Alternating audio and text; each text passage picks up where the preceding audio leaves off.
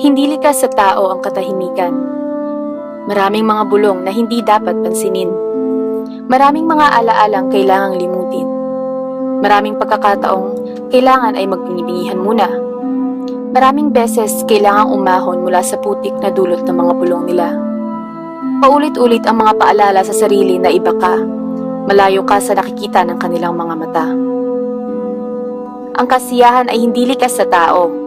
Hindi madali ang pagtapon sa mga pasan na matagal mo ng karga-karga. Ngunit kapag ang mga ito ay unti-unti mo nang pinalipad, tulad ng mga lobong sa kawalan ay tumutungo, hindi maibatid na kagalakan ang tiyak na madarama. Tila walang timbang ang laman, ang bawat talon ay tila walang takda.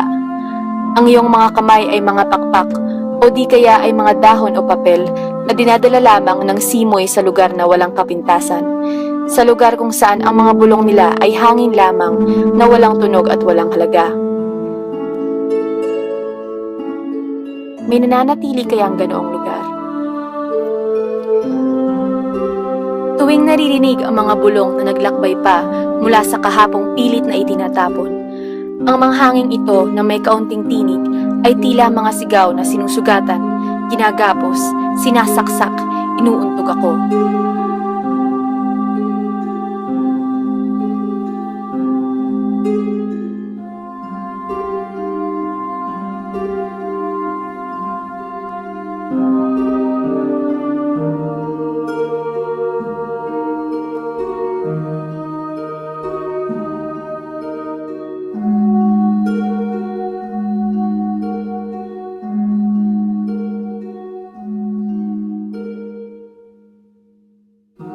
Pilit mang talikuran, paulit-ulit kong naririnig ang mga paratang na ang kahulugan ay katumbas ng niyebe sa Mayo.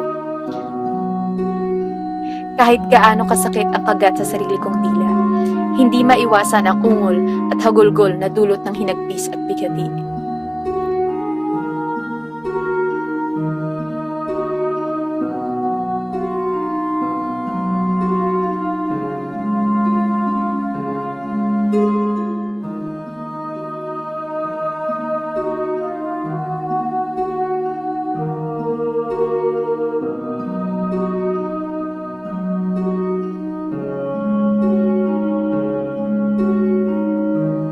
Kahit gaano kahigpit ang takip sa aking mga tenga, ay naririnig pa rin ang mga bulong.